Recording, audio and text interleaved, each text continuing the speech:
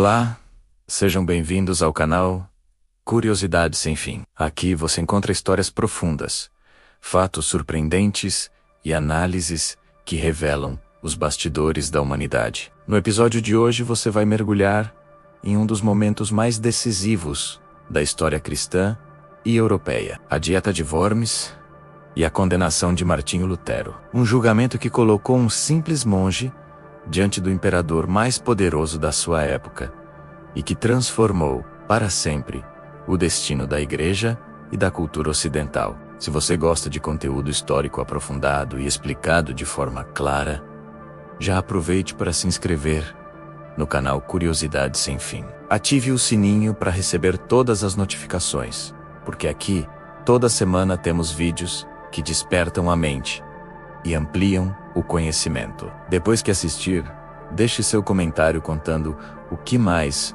chamou sua atenção. E compartilhe este vídeo com alguém que ama história, assim como você. Agora prepare-se para uma narrativa envolvente e cheia de detalhes sobre um dos julgamentos mais marcantes de todos os tempos. A sudoeste da Alemanha, às margens do rio Reno, erguia-se a antiga cidade de Worms, um território marcado por vinhedos claros, tradições seculares e memórias políticas que moldaram o destino espiritual e cultural da Europa. Quando se fala em Worms, muitos lembram suas igrejas românicas, suas indústrias e seus vinhos. Mas para a história da fé cristã, Worms carrega algo ainda maior. Ali, em janeiro de 1521, ocorreu uma assembleia solene presidida pelo jovem imperador Carlos V, que mudaria para sempre o curso da Igreja e da civilização ocidental. Essa assembleia, que em latim e em alemão era chamada de Dieta, reuniu príncipes, juristas, teólogos e autoridades imperiais para julgar as palavras e os escritos de um monge agostiniano que havia abalado os alicerces teológicos de Roma.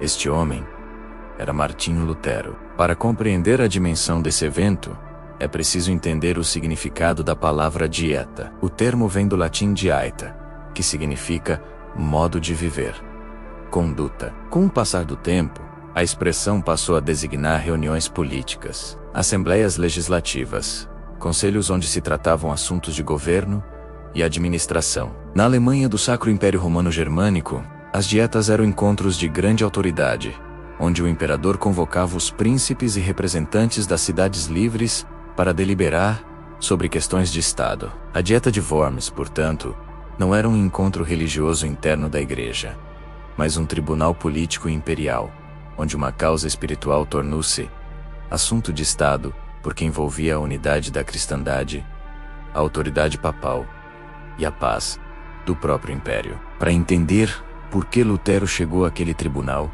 é necessário voltar alguns anos e penetrar nas tensões teológicas, morais e econômicas que fermentavam dentro da Igreja. Desde a Idade Média, desenvolveu-se a prática das indulgências, um sistema pelo qual, segundo a teologia da época, os fiéis podiam obter remissão parcial ou total das penas espirituais ligadas ao pecado. A doutrina das indulgências surgiu da crença no tesouro espiritual da Igreja, composto pelos méritos de Cristo, dos apóstolos e dos santos. A noção era que esse tesouro poderia ser aplicado aos pecadores através da autoridade da Igreja. No entanto, com o passar dos séculos, essa prática teológica tornou-se instrumento de arrecadação financeira. Bispos, pregadores e até mesmo ordens inteiras dedicavam-se a vender indulgências, como forma de financiar catedrais, cruzadas, universidades e campanhas políticas. A crítica que Lutero faria mais tarde era que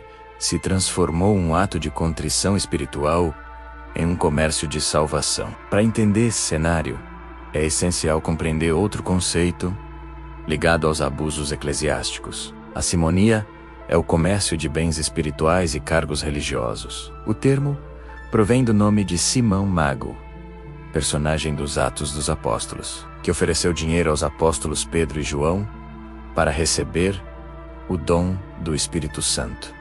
Desde então, o nome simonia passou a designar a venda de aquilo que pela fé Christi jamais poderia ser comprado. A simonia tornou-se comum na Idade Média, quando bispos e abades eram escolhidos não por vocação, mas por acordos financeiros com reis, nobres ou com a própria Cúria Romana. Ao longo dos séculos, concílios e papas condenaram essa prática.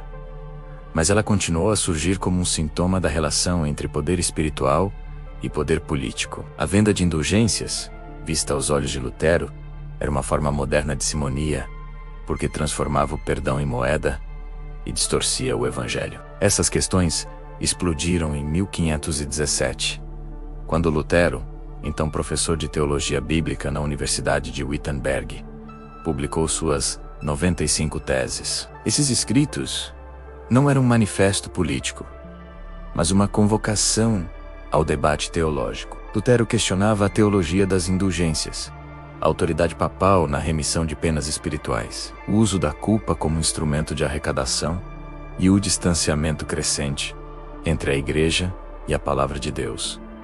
Como exegeta, Lutero voltou-se para a Escritura, especialmente para as cartas de Paulo, onde encontrou a ideia de que o justo vive pela fé, e não por obras de compra ou de mérito humano. Sua convicção hermenêutica era sólida. A salvação é um dom gratuito de Deus, e essa verdade não pode ser vendida. A controvérsia espalhou-se com uma velocidade nunca vista antes, em grande parte devido à recente invenção da imprensa. As teses circularam por toda a Alemanha. Foram traduzidas em outras línguas e rapidamente chegaram a Roma. A Cúria Papal e o Papa Leão X viram nos escritos de Lutero um ataque à autoridade apostólica e um perigo para a unidade da cristandade. Leão X, nascido Giovanni de Medici, pertencia a uma poderosa família florentina. Subiu ao papado em um momento de intensas transformações culturais.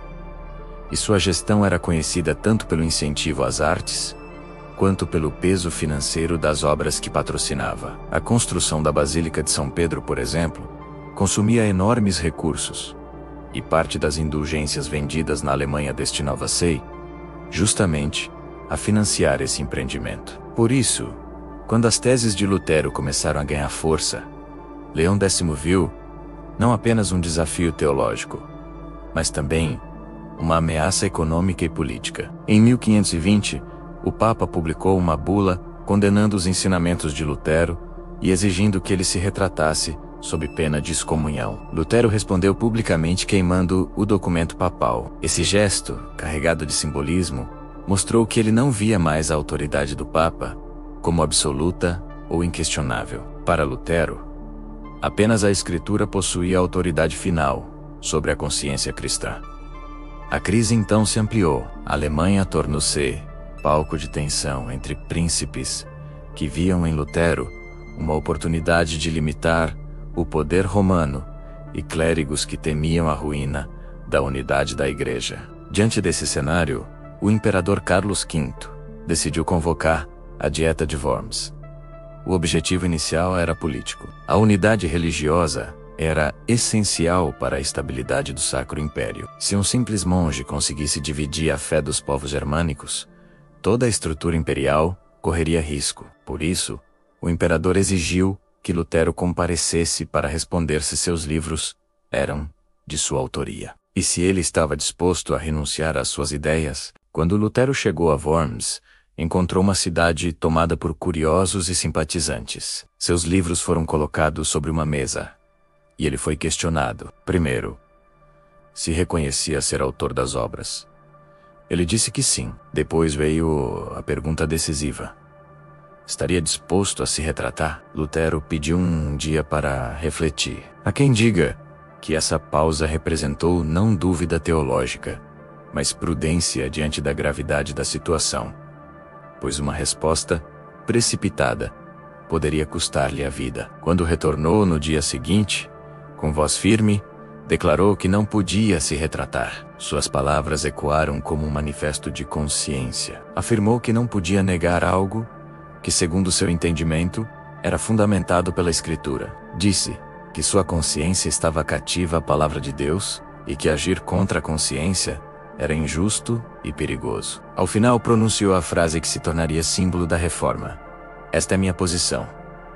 Não posso agir de outro modo. Deus me ajude. Amém. Essa declaração abalou à Assembleia. Para muitos, foi um ato de rebeldia. Para outros, um testemunho moral rarefeito. No entanto, o imperador declarou Lutero fora da lei. Suas obras foram proibidas, e qualquer pessoa que o protegesse estaria desobedecendo ao decreto imperial. Ainda assim, Lutero não foi preso naquele momento. O príncipe Frederico da Saxônia, que compreendia a importância política daquele conflito, providenciou sua proteção. Fingiu um sequestro e enviou Lutero para o castelo de Wartburg, onde ele ficaria escondido por meses. Foi ali que Lutero realizou uma das obras mais revolucionárias da história da fé cristã: a tradução da Bíblia para o alemão. Até então, a Bíblia circulava principalmente em latim, língua inacessível ao povo comum. Lutero acreditava que a palavra de Deus deveria ser compreendida por todos e que nenhuma autoridade religiosa poderia manter o texto sagrado como propriedade exclusiva do clero. Usando sua formação em exegese, revisou manuscritos, analisou termos gregos e hebraicos e produziu uma tradução que ressoava com a linguagem cotidiana dos camponeses, artesãos e comerciantes germânicos. Essa tradução não foi apenas um trabalho literário, mas um ato teológico e cultural. Deu ao povo acesso direto ao texto bíblico e fez com que a fé cristã se aproximasse da vida comum. O latim perdera sua posição exclusiva como língua da revelação. E com isso, a mediação sacerdotal passou a ser questionada. A Bíblia tornou-se, novamente, voz viva, acessível, concreta. Com sua condenação, Lutero não apenas desafiou Roma, ele desencadeou um processo que transformaria o cristianismo europeu. A Reforma Protestante não se limitou a um movimento religioso.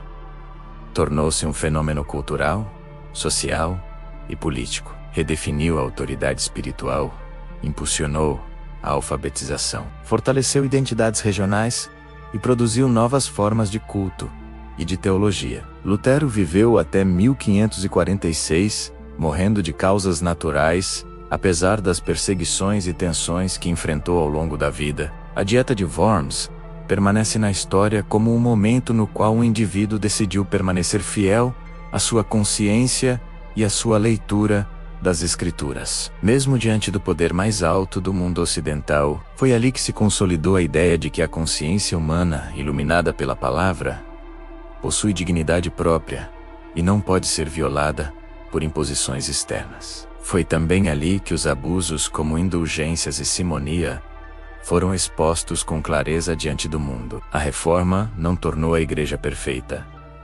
mas obrigou-a a confrontar seus excessos e a rever sua conduta. Desde Worms, temas como liberdade religiosa, autoridade bíblica, responsabilidade moral e crítica institucional passaram a ser fundamentos do pensamento ocidental. Assim, a história da Dieta de Worms não é apenas a história de um julgamento, mas a história do confronto entre poder e consciência, entre tradição e renovação espiritual, entre estruturas humanas e a busca sincera pela verdade. E é por isso que seu eco atravessa séculos e continua vivo, sempre que alguém decide permanecer fiel àquilo que reconhece como verdadeiro, mesmo que o mundo inteiro esteja diante dele, exigindo o contrário.